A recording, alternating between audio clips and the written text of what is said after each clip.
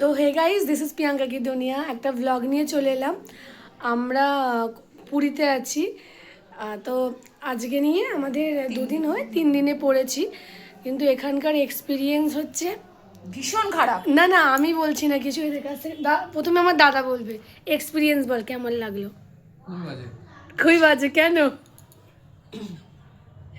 এ আমাদেরকে বলে নিয়ে এসেছে এখানে এটা আছে, এখানে এটা আছে, ওখানে ওটা যা কিছুই নেই। আর প্রথমত কথা, যখন আমি নামবো সবাইকে একবার করে প্রণাম করবো, যে আপনাদের মতো চিটিং বাজছে না আমি আর কোথাও না দেখি। সব কিছু টাকা স্ক্যাম পুরো, ঠিক আছে? যারা যারা পুরী অনেক আসবে, মোটা দিয়ে টাকা সব থেকে বড় সমস্যা।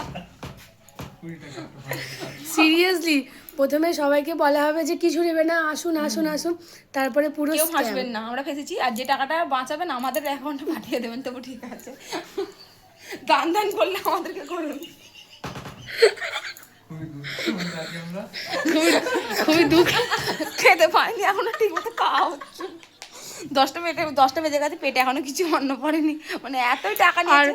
যারা যারা পুরী নর্মাল মানে নিজেরা প্ল্যানিং করে ট্রেনে করে আসবেন, তারা অবশ্যই ওই সাবধান। অনেক হোটেল থেকে ওই দূরে নন্দনকানন দেখতে যাওয়ার কোনো কোনো দরকার নেই। 500 টাকা নিয়ে পুরো ফ্যামিলিকে নিয়ে চিড়িয়াখানা ঘুরে আসবেন, ওখানে আমার কলকাতায় খুব ভালো। বেকার ওই 400-500 টাকা যারা বাসে আসবেন তাদের ঠিক আছে, কিন্তু যারা নিজেরা আসবেন তারা এখানে থাকুন, জগন্নাথ দর্শন করুন, তারপরে সমুদ্রের ঢেউ খান। ফিয়েটা। ব্যাস। ঢেউটা কিন্তু ফিয়ে, ঢেউ কোনো টাকা লাগবে না, যত ইচ্ছে খেয়ে যান। একটাই সুবিধা আছে সবের মাঝে। ঠিক আছে, বেশি কিছু বলছি না। আজকে আমাদের পুজো দেয়া সকালে কমপ্লিট, আমাদের ঘুম থেকে ওঠার আগে পুজো দেওয়া আদেও জানি না পুজোটা দিয়েছে কিনা, বাড়িতে প্যাক করেছে ওনার স্ত্রী বোধহয় প্যাক করেছে পুজো